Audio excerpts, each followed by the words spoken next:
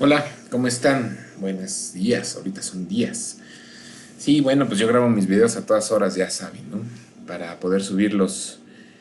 Vamos a ver el entorno de operación de proyectos, en eso nos quedamos, ¿sí? Pues es el ambiente precisamente en el que los proyectos funcionan, ¿ok? Vamos a ver en este video dos conceptos y pues chance hasta tres de una vez. Yo creo que sí, digo dos conceptos de una vez, eh, que son importantes para el proyecto, ¿va? Bueno, hay dos categorías principales que influyen, ¿sale? Son los factores ambientales de la empresa y los activos de procesos de la empresa o de la organización. Bueno, su referencia son los Fs y los OPAs, ¿ok? Los factores ambientales de la empresa son los Fs y los activos de la organización, bueno, son los OPAs. Esto bueno, ¿qué son? ¿En qué influyen? Influyen en el proyecto. O sea, de aquí dependen varias de las cosas que, que se van a ir definiendo, ¿sale? En los proyectos y en la dirección del proyecto, sobre todo. Estas son las influencias, son los Fs y los SOPAs, como habíamos dicho. Los ambientales son externos y son externos e internos. Y las OPAs son procesos, se refiere a procesos, se refiere a políticas y procedimientos, a bases de datos del conocimiento de la organización. ¿Sale? Las OPAs son internos. Bueno, y por si ya se les olvidó, las OPAs son los activos de los procesos de la organización. ¿Okay? Y los otros son los factores ambientales de la empresa. Factores ambientales, por ejemplo, gobierno. Si tenemos un proyecto con gobierno, externos, puede ser el sindicato. ¿Vale? Si tenemos una empresa, externos, el SAT. ¿Ok? Internos, nuestros trabajadores, o internos, nuestros clientes. ¿Okay? Esos son factores ambientales internos. Eh, y los activos y los procesos de la organización, bueno, pues llámese procesos, todos los procesos que tiene la organización, sus políticas y procedimientos, sobre todo, estas dos son las que van a influir mucho en los proyectos, ¿va? Bueno, los factores ambientales de la empresa hacen referencia a las condiciones que no están bajo control del equipo del proyecto y que influyen, restringen o dirigen el proyecto, ¿va? Como les decía, un sindicato, ¿no? Alguna vez me tocó implementar un sistema en una SEP, en un estado, y bueno, hubieran visto cómo se nos puso el sindicato, ¿no? O sea, sí costó bastante trabajo implementarlo porque el sindicato no quería. Y entonces hasta que llegamos a un acuerdo con ellos en donde, bueno, pues sí, también mediamos un poco el funcionamiento pues del sistema para que no se sintieran oprimidos, ¿no? Entonces fue que permitieron la instalación, pero imagínense que eso no hubiera pasado, pues el proyecto hubiera sido un fracaso y no lo hubiéramos podido implementar, ¿no? Entonces ese es uno de los factores ambientales a los que se refiere.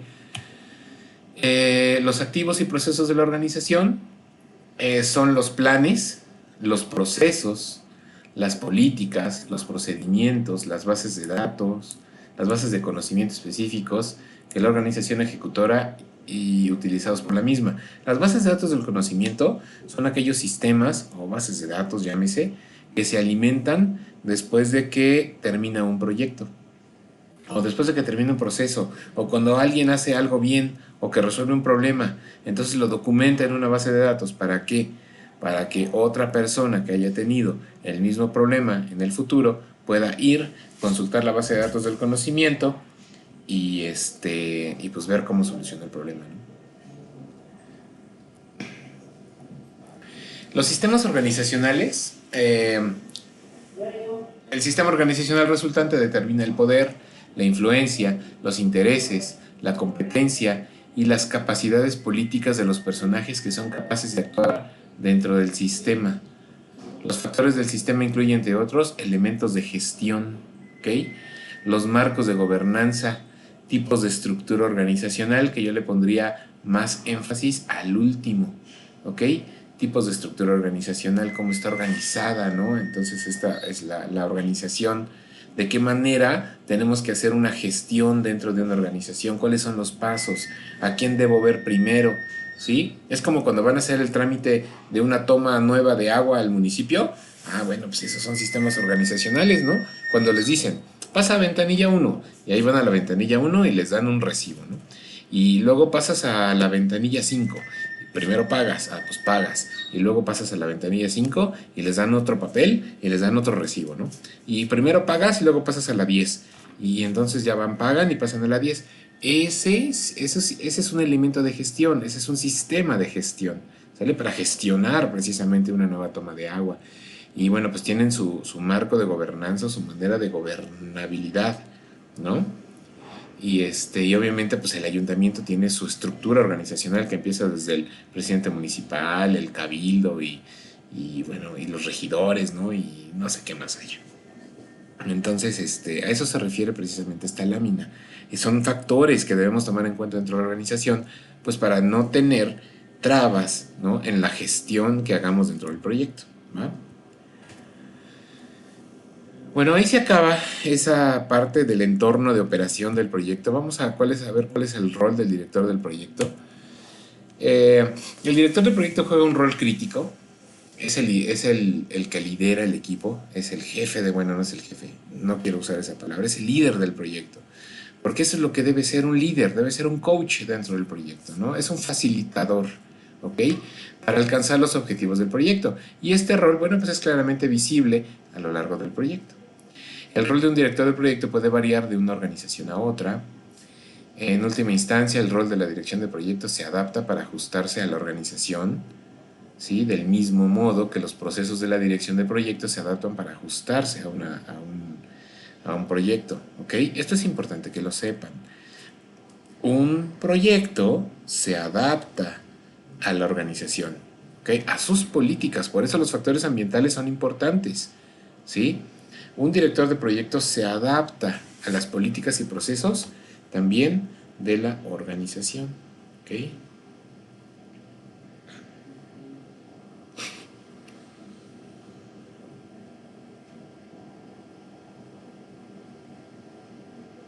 Permítanme.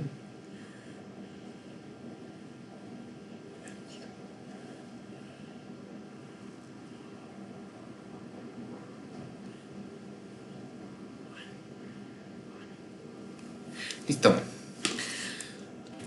El director de proyecto es la persona asignada por la organización, puede ser asignada por el sponsor o por el patrocinador del proyecto o por la oficina de administración de proyectos, ¿sí? Ejecutora para liderar al equipo responsable de alcanzar los objetivos del proyecto, ¿sale? Ese es el director del proyecto. Puede ser alguien externo, pues, obviamente, ¿no? En esta tablita es el ejemplo, es la esfera de influencia del director del proyecto. Obviamente, pues la esfera del director del proyecto está en el centro y todas las demás esferas son sus influencias, ¿no? ¿Con quién tiene influencia? Pues primero con el equipo del proyecto, ¿sale? Directores, gerentes de recursos, ¿sale? Los patrocinadores, organismos de gobierno, comité de dirección, PMOs. O sea, los PMO son las Project Management Offices. O sea, todas las oficinas de administración de proyectos.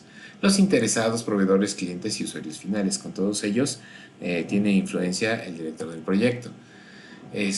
¿Cuáles son las competencias que debe tener el director de proyectos? Bueno, pues debe ser un director técnico de proyectos, debe saber un poco, obviamente, de cuestiones técnicas, porque si no, no lo vamos a poder marear rapidísimo, ¿no?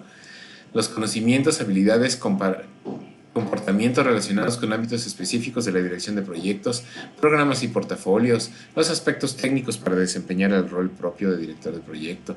Debe ser un líder, como se los dije al inicio. Conocimientos, habilidades y comportamientos necesarios para guiar, motivar, dirigir un equipo, para ayudar a una organización a alcanzar sus metas de negocio. Y de hecho el aspecto liderazgo aquí no es tan marcado como en Scrum, ¿no? Como metodología. Aquí, bueno, el director del proyecto, bueno, pues sí puede tener un papel más así como de líder, un poco más pasivo, ¿no? Con el equipo, pues ver qué es lo que les hace falta. Él es el que gestiona, no el equipo de trabajo.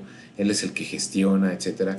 En Scrum no, en Scrum debe ser un líder más en contacto con su equipo de trabajo, porque su equipo de trabajo es el que gestiona, entonces necesita mantenerlos en el barco para que todas las cosas que gestione se le informen, ¿no?